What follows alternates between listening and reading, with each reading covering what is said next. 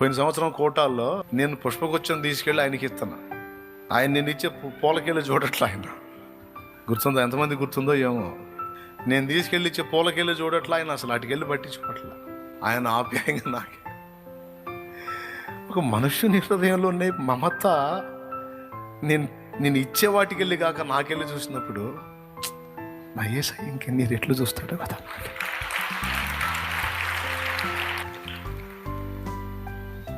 Praise God.